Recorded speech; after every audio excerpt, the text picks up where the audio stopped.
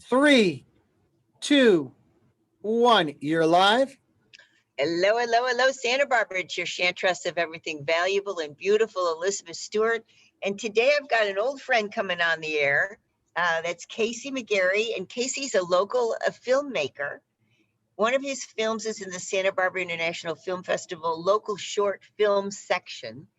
And it's about an artist who's also been on the program before, Michael Long. And the title of the film is Vuja Day. It's the opposite of deja vu, if you can kind of get your head around that.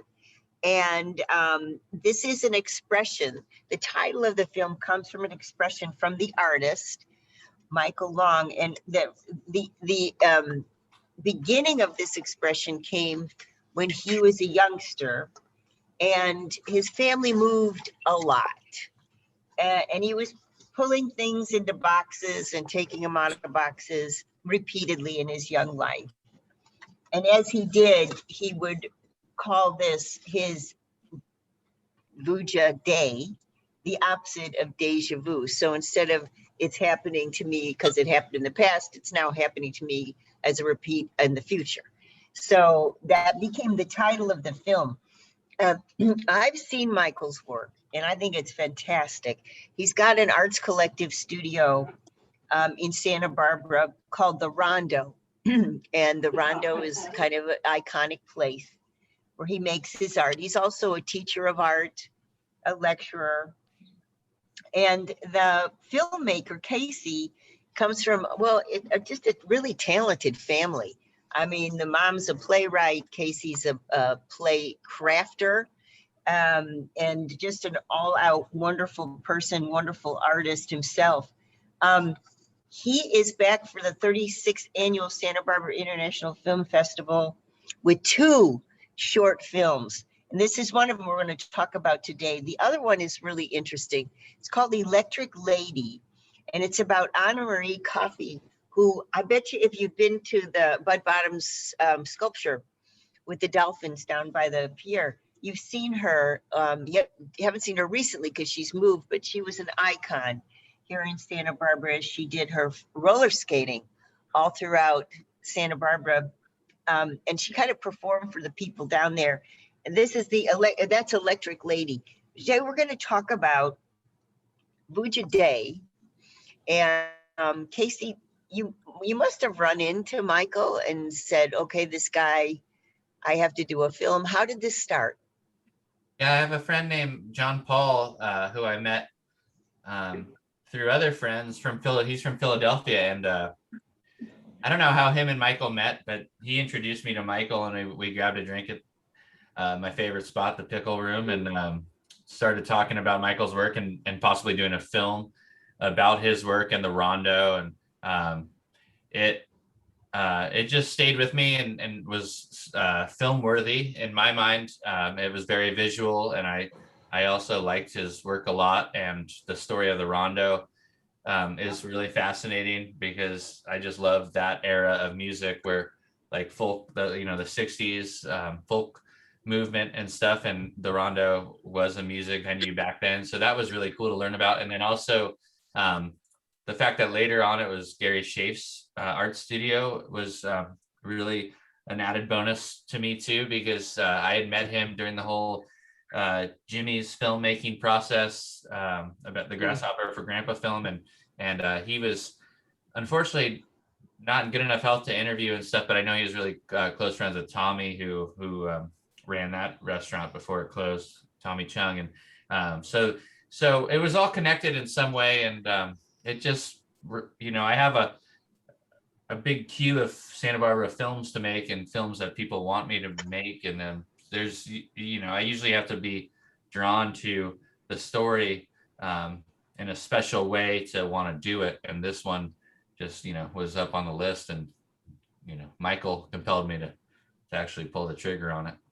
So Michael, when Casey talks about the Rondo and why it was notorious, can you tell us why? Like how it used to be. Say that again? Oh, are you referring to the Rondo as it is now, or no, back in the day? Yeah, back in the day, it was, it was a folk music cafe, and it was just a hootenanny, as they would say. They put on a hootenanny, and they would have live music, and they had the bar, and they would also serve food, and it was just a real fun place to go. I've been contacted by many there in the past who are they're still on Facebook, and it's wild to talk with them to find out about how it used to be. Can you give me any bands in particular that played in, you've actually got your studio there now, but back in the day, who was happening there? Right. Well, there was a fellow by the name of Tony Townsend who got a hold of me, and he told me about a bunch of people that he knew about their kind of chops there. A young Crosby from Crosby, Stills and Nash played there. We have a picture of the Kingston Trio, and supposedly, and I'm trying to get it confirmed, but Joan Baez played there as well. And Casey, do you include any of this in the film? Yeah, I include all those details and the pictures they have. I'm sure there's more, but this film's only like 6 to 7. It's like 7 minutes long or something. So I just used the few clips and photos that I did have, and I think it does the job. But you get the idea of what it looked like, and it was super cool. And yeah, Michael talks about just the hairstyles and the clothing styles back then, and the Kingston Trio playing there, which is pretty fascinating for Santa Barbara. I didn't know there was a folk venue like that where people came through that early. I figured it was later on, like after the singer-songwriter thing happened in LA in the 70s. But to know that music was, touched Santa Barbara was really cool, and I didn't know that before. So I have a dumb question for you, Casey. So I know the film's 6-7 minutes long, but when you do, for example, when I wrote my PhD dissertation, it was 400 pages. That was hard, but what was harder was the précis that goes, gets listed on the scholarly databases, which is 65 words. Okay. And I had harder time doing 65 words than 400. Yeah. And so my question to you is it harder to do a short film versus a longer film? Yeah, I guess I've been doing this long enough where I can kind of envision. One of my strong points is like, I'll predict how long a film that I'm making is going to be, and like, or what I would like it to be, because I kind of scope out what the whole length of the film and what everything looks like in the end, and I'm usually pretty spot on by like a minute or two, all things considered. And I have another favorite documentary called The Archive, about this record collector back east that I found in like 2008. And so I've always kind of wanted to make a film kind of like that. And Michael's story seemed to be like the perfect story to do something right around that length. And that one was like right around 8 minutes. Okay, explain that a little more. Along what lines? Just like the style of the short documentary, where there wasn't many characters involved. It was like one guy primarily, and like a sit down interview, and then his environment, like where he worked and his collection was enough. And then I think I tell Michael's story, and at least like the part of it with this series, Dream Boxes, that we focus on, and that aspect of his life of moving around and what his parents did and how he kind of formed himself as an artist. I don't necessarily think it needs to be much longer. What do you think, Michael? I think it's nice, short and sweet. It gives the whole entire, encompasses basically how I got to where I'm at right now, which is great. Oops. So I want to just give a little background. When Casey talks about Michael's boxes, so they're small boxes. They're you know, the artist Cornell, that sort of style where it's a small box, has a depth to it. And in the box, he's got discarded and recycled and found objects. And they fit the scale of the box sometimes, and sometimes they don't. But it's along the lines of collage, but it's with these items, small objects. So it's collage or assemblage, etc. And then these boxes act like a proscenium or a stage. So his thoughts are on the stage of this box, the boxes. And what Casey's talking about when he talks about the artist boxes are these created assemblage boxes. And Richard's giving us a sign we got to go to quick break. But when we get back from the break, some of the press material on the film that I'm looking at here talks about the work that Michael's been doing lately, vintage paper and found objects in these little boxes, where he's re-examining occurring dreams and creating those dreams and nightmare scenes that we all have had, but Michael's in specific from his childhood.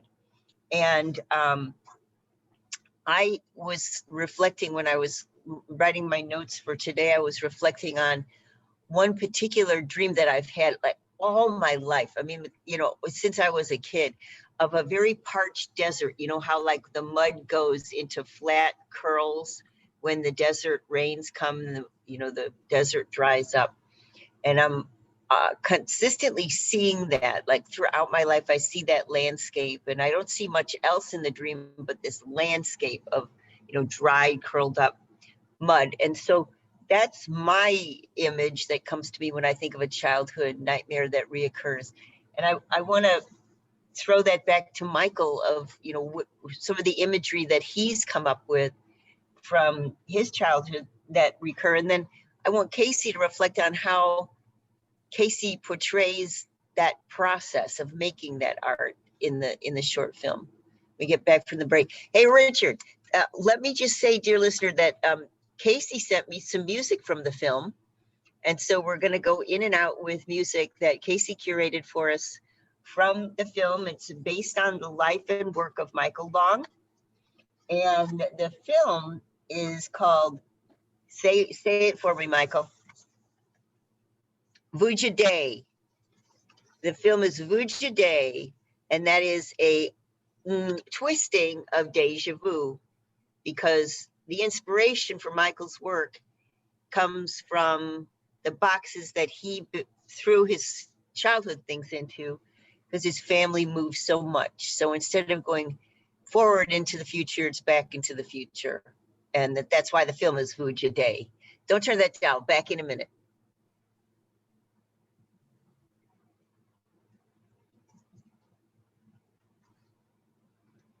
Welcome back. It's Elizabeth Stewart. I'm talking with filmmaker par excellence, Casey McGarry, who is back for the 36th annual Santa Barbara International Film Festival with an ultra local short film called Vuja Day, about the life of local artist Michael Long, who lives and works in a really historic place called the Rondo. And the Rondo was home of sort of an early 60s folk scene here in Santa Barbara. And then it was Gary Chafe's studio. And, you can actually call in on the Rondo. It's a collective, an artist collective now.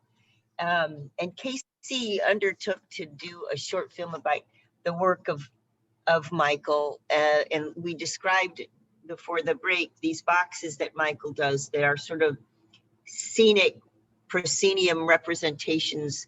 And as we find out of a certain series that he's working on now, which is a dream series. And I described my imagery of this desert, dried up desert that I see in my dreams. I don't know how you'd work that into a box, but Michael, so if you would talk to us a little bit about how you get your dreams in that box. Yeah, so I described in the film too that I dream kind of in a architectural And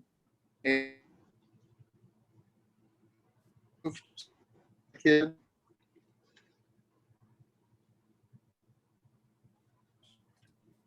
So what's happening with the sound there, Richard? I would replicate those in a box. Say that again, Michael, because the sound quality was going in and out there. Okay. So I dream in architectural ways. I see things in doors and stairs. Putting those into a box is kind of a cathartic way for me to deal with reoccurring dreams. Can you describe one? A hotel, I think, and wandering the halls, I came across a staircase that brought me into a red basement.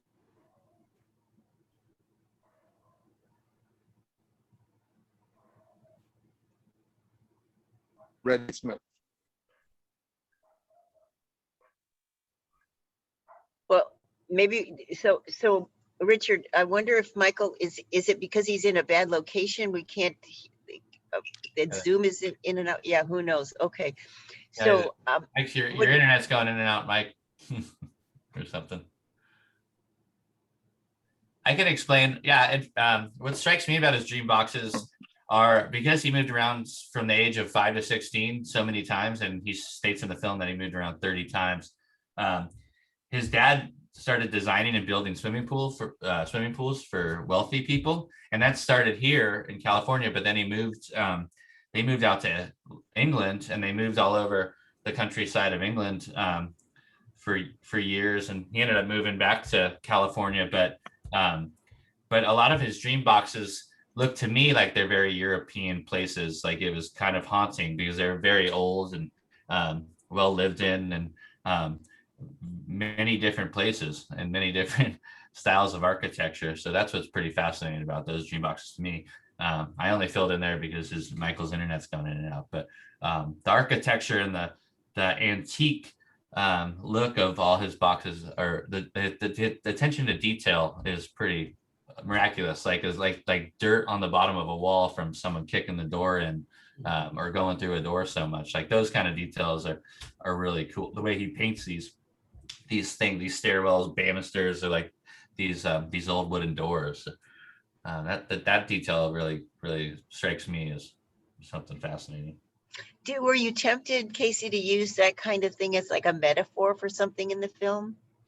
Well, he talks about the metaphors about just the psychology of dreams, and some like someone's personal secrets or scars, different experiences in life that are either good or were very bad and harmful to your psyche.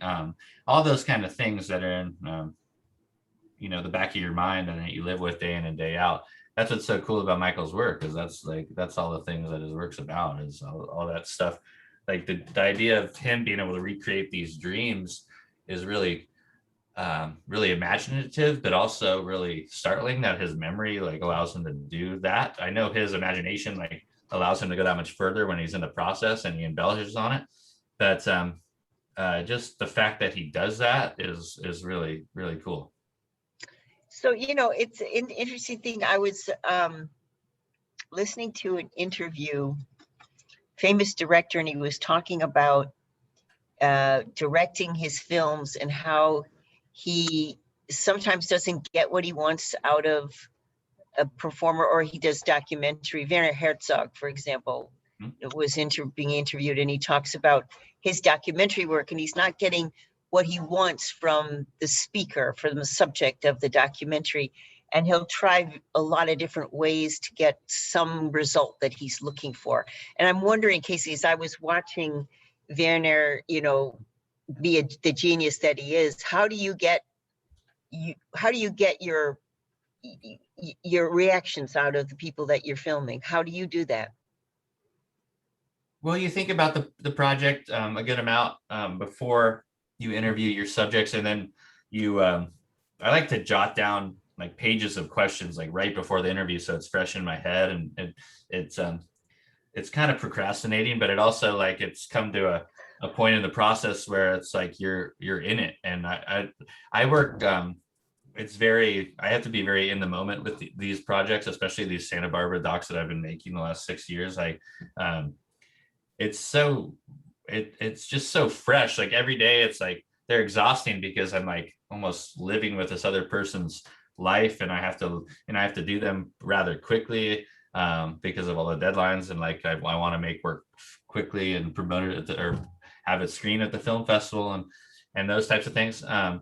But yeah, a good example, like this film, Michael was a great subject to interview, and it went like really, really nicely with editing and stuff. And my vision was very easy to articulate, but the other film was like a huge animal. And I did like 3 different interviews with the main subject, and I ended up using none of them in this cut that's in the film festival, because I liked the subtext. I liked the mystique. I didn't need her talking about herself now. I have her talking about herself back in 1987, like in her prime and stuff. But there's been like that film's about roller skating, and it's about a lot of other things like Black Lives Matter and COVID and the Right. year that was 2020. But I just, it really is different with every interviewee and every interview you do, what you're going to get out of them, and it's hard to know.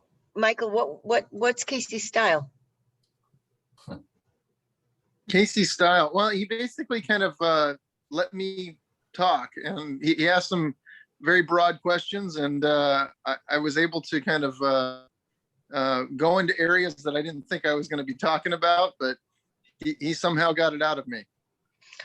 That's wonderful. Yeah. So it was a good experience. It was fun working with them. Oh yeah, for sure. Yeah. And what are you going to do now? Will you be sending the film to friends and family, or do they have to show up to see it? I told them they have to show up to see it. There you go. Yeah.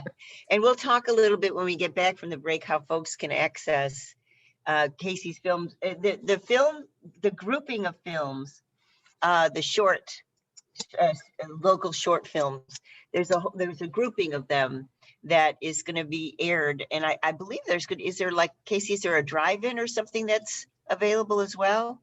Yeah, they're calling it the Beachside Drive-In. They have 2 big jumbo LED screens set up down at the beach across from Ledbetter and Shoreline Cafe and the CC parking lots they rented out. And it's really cool. I think only like 80 to 90 cars are allowed, 1 ticket per each, and you have to reserve it the morning before.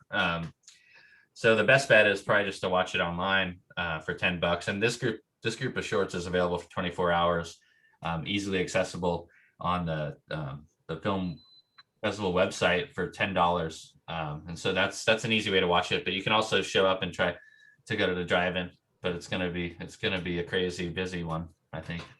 So I just want to shout out to the listeners before we go to break, the quick break. The closing night shorts is where you could see Michael's film, Casey's film, I should say, about Michael, Saturday, April 10th.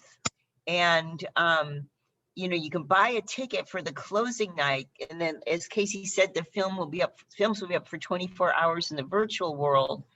And then if you are interested in that drive-in, that should be a real scene. But if you're interested in that as well, you could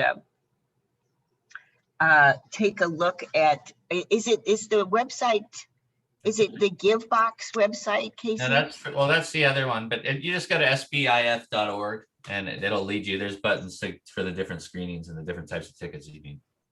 Okay. You can go there, and the tickets for the limited amount of cars, that actually you can find out about that on the International Film as well. All right, great. Well, let's go to a quick break, and here again, the music that you're going to hear is put together for the film Vuja Day, about the life of Michael Long, a wonderful artist that's joining us today, was the feature performer in the film. And Michael is a fantastic found object artist. We were talking about his dream boxes that he makes and his studio downtown Santa Barbara called Rondo. Hey, Richard, let's go to quick break.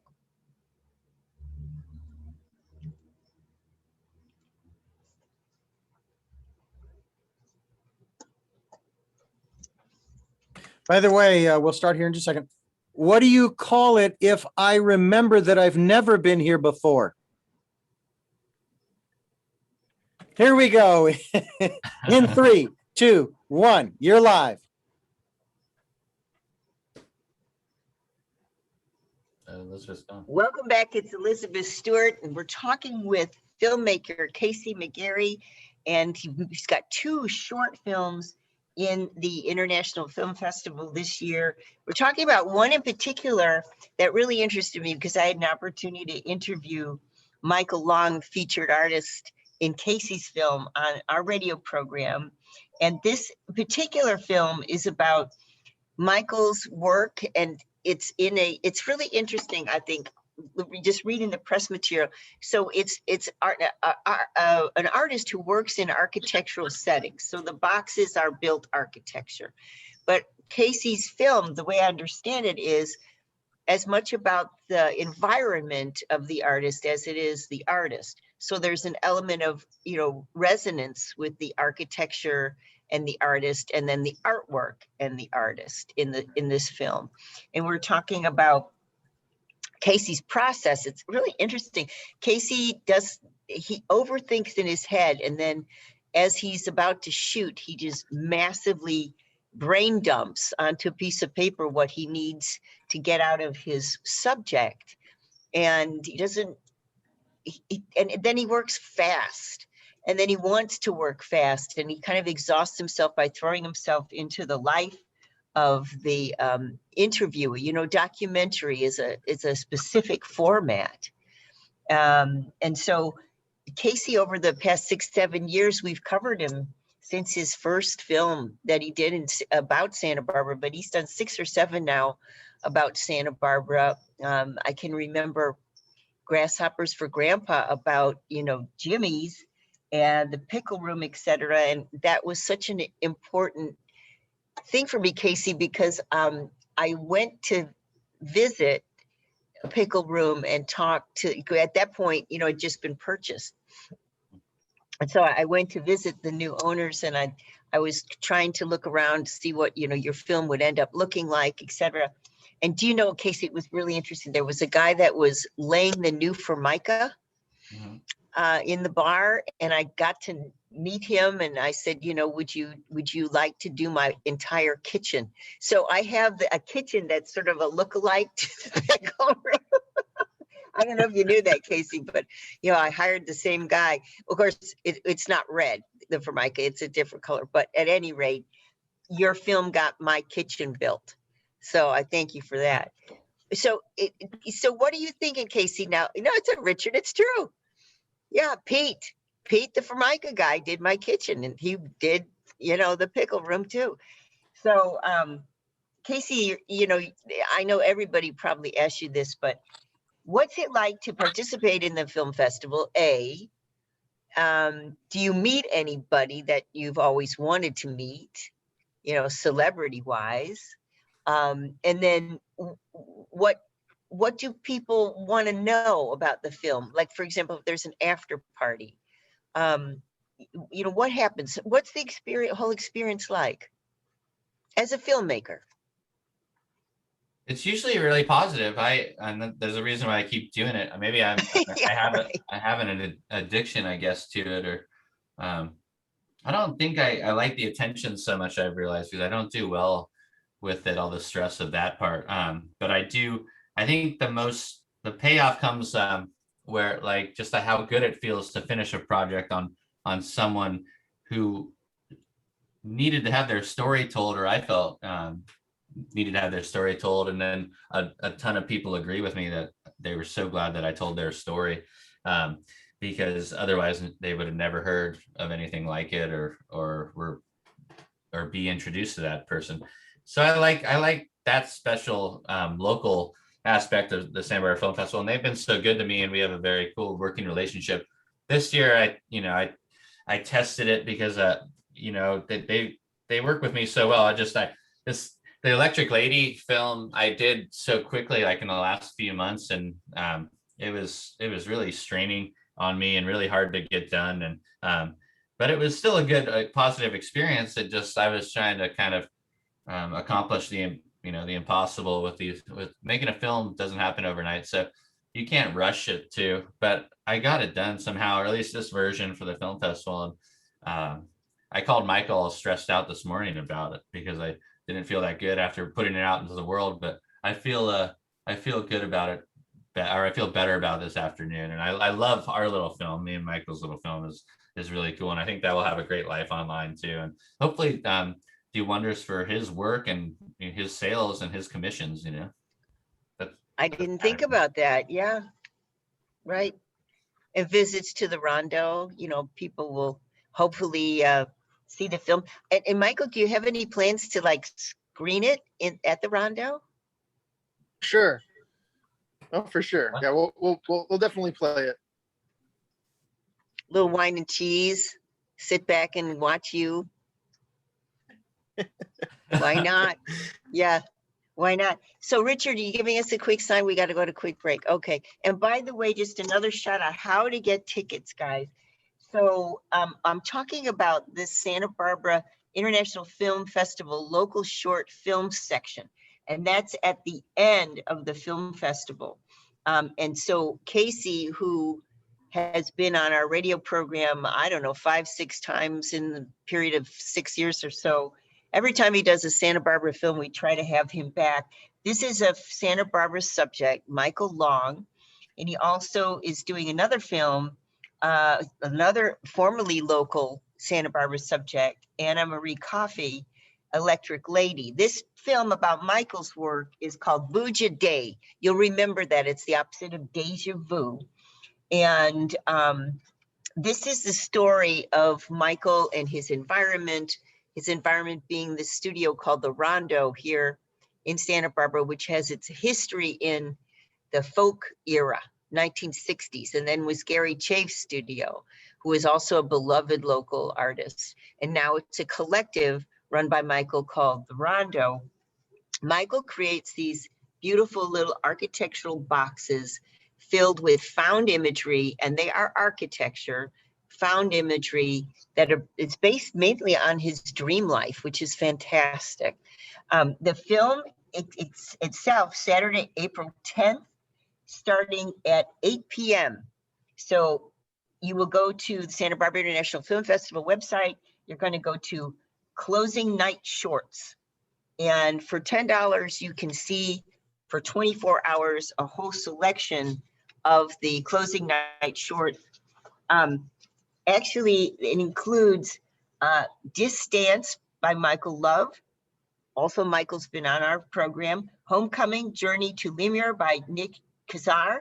Hospice of Santa Barbara presents Manual Story by Greg Crows, and Shepherd Song by Abby Fuller. And then Casey's 2 films also with the lineup. So this is, like I say, Closing Night Shorts, 24 hours starting Saturday, April 10th until Sunday at 8 o'clock, Sunday, April 11th. So you have the opportunity for $10 to watch all these wonderful local filmmakers. There's some major talent in our community regarding film. Casey's put himself out, I think, as one of the best because he focuses on stories that everybody wants to know more about in Santa Barbara. And Richard, we'll go to quick break. When we get back, I want to ask Michael what he's been creating, what his dream life's been like since he's now been made a star. Don't turn that dial. Back in a minute.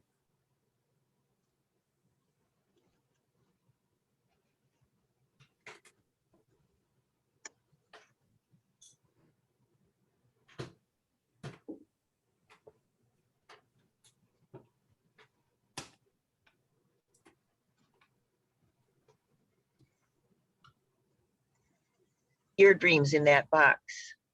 I dream kind of in a architectural set. Richard's playing around with the sound. Maybe, so Richard, I wonder if Michael is it?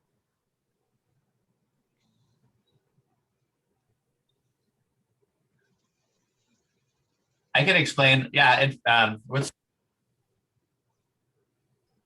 How you get your dreams in that box. Yeah, so I describe in the film too that I dream kind of in a architectural style. I can explain. Yeah, what strikes me about his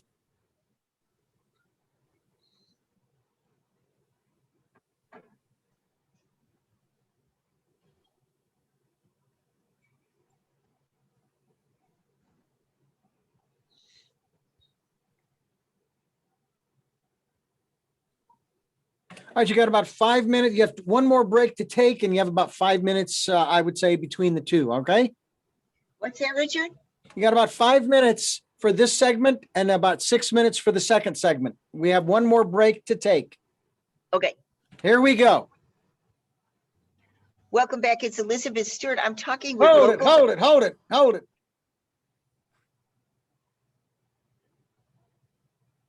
Welcome back. It's Elizabeth Stewart. I'm talking with local filmmaker Casey McGarry.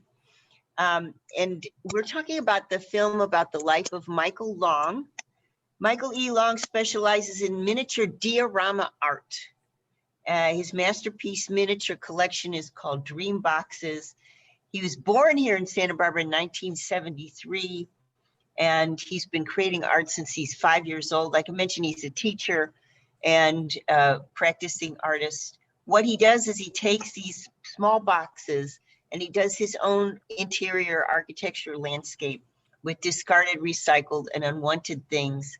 And this inspires his creative ingenuity. Inventive pieces are for sale. These little boxes are for sale.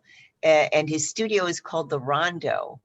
And this was an important place in early Santa Barbara history as far as the arts are concerned, because we had our folk music sort of centered around there. And Casey was mentioning the kind of names that played there. Casey, tell us again who played. Crosby, Stills and Nash, Joan Baez, they think, and then the Kingston Trio is a big one. And when you mentioned the Kingston Trio, I had to laugh because you mentioned the hairstyles and the clothes. What they look like? Well, they just had crew cuts and short sleeve collared shirts and jeans, really. They kind of look conservative, like late 50s, 60s, early 60s still in those pictures. But yeah, and then I don't know, Michael might know better what the women looked like, but he says they had bobs and they wore plaid dresses and stuff. Yeah, the scene. Casey, as far as this year, the film festival happening during the pandemic, have you noticed any difference? Oh, well, I went to opening night and it was really mellow, which was weird because it's usually such a fun party that really is uplifting to the entire community. And it was cool. But it, not unlike the last year we had with this pandemic and all the other things that have gone on that have been rather shocking or appalling. It was low key, and it was a film about immigration, which is important for everybody to see, but it was definitely not exciting or happy. It was kind of depressing. So maybe it captured the spirit of how we were all feeling. I don't know. But that's the big difference to me. And closing night is going to be more of a party, and I think these films are a little more uplifting. I hope. That's why I focused on my other film, Electric Lady, to make it very visually stimulating and musical, and then with Michael's film to make it, rather comedic. There's some comedic parts in it, so Well, comedic parts. So, can you mention one?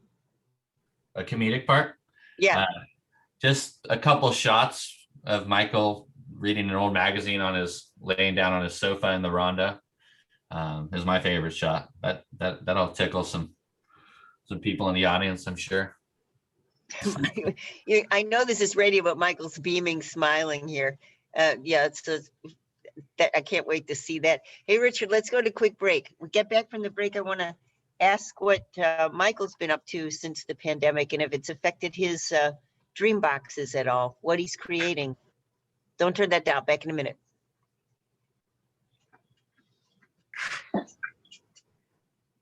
All right, you got 5.5 minutes. 5.5 in 3, 2, 1. You're live.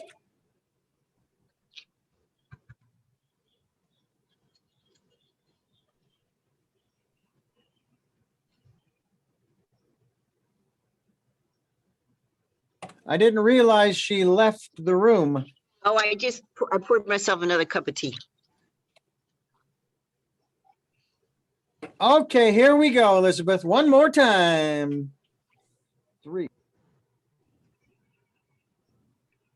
Welcome back. It's Elizabeth Stewart. I'm talking with one of, I think, the best filmmakers in Santa Barbara.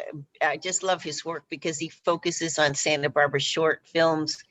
Is this your 6th or 7th, Casey, about Santa Barbara? Well, 7th, technically. 6th that's been in the film festival. These two, yeah. That's fantastic. And this is a show, a movie called Vuja Day, and it's about Michael E. Long, and he's an artist in town that makes these wonderful little architectural boxes, and he fills them with found objects. And my question before the break, Michael, was, is the architecture different? And the reason I asked that is because a lot of my clients have been living, a very feral existence in their homes. And they've changed a lot of their interior scape in their homes just because that's all that they have to look at. There's no, parties, no office, etc. So they're looking at things in their homes, and many people have my clients are like, I can't stand this piece anymore. It's going out on the street, And so our home architecture has certainly transmogrified. And I'm wondering, have your dream boxes done the same? Well, I have to say that most of the boxes that I will come up with kind of have a lonely, almost abandoned feel. I found to be almost too close to home during the pandemic, and I've branched out, and I do a lot of boxes of watering holes, of basically dive bars, and it seems like people really are enjoying those boxes too. So kind of doing an homage to places that we used to hang out in. Yeah, that's kind of bittersweet, isn't it? The dive bars. Yeah, I can sense that. And Casey, you were talking about opening night at the film festival, and it was more or less a somber occasion. The movie that was screened, do you remember the title? What was it called, Michael? Do you remember? Shoot, I'm so out of my head right now. What was it? Invisible Valley. It is about the Coachella Valley and the immigrants that work there year round, no matter what season. And so the film is structured around the 4 seasons and these mostly Mexican people that live pretty rough lives, that are all immigrants and don't get paid or have very good health care or human rights, really. So it's a good doc. It's a very old school kind of cinema verite doc, where it is a lot of watching people just exist and survive, which was cool. Yeah. So in general, the lineup for the film festival, it's interesting to me because the lineup is, I think, kind of speaks to the concern we have locally as a society, the social activism and social issues. I think that's going to be really interesting to see. And the particular film that we're talking about today, Vuja Day, the opposite of deja vu, I'd urge you, if you're interested, to see the last part of the film festival. Casey's film, Vuja Day, about Michael Long, will be at the closing night shorts. You can tune in, going online, look at the International Film Festival website, Saturday the 10th, April the 10th at 8 p.m. It starts, the closing starts. Closing short start, and you've got another 24 hours to watch all of those.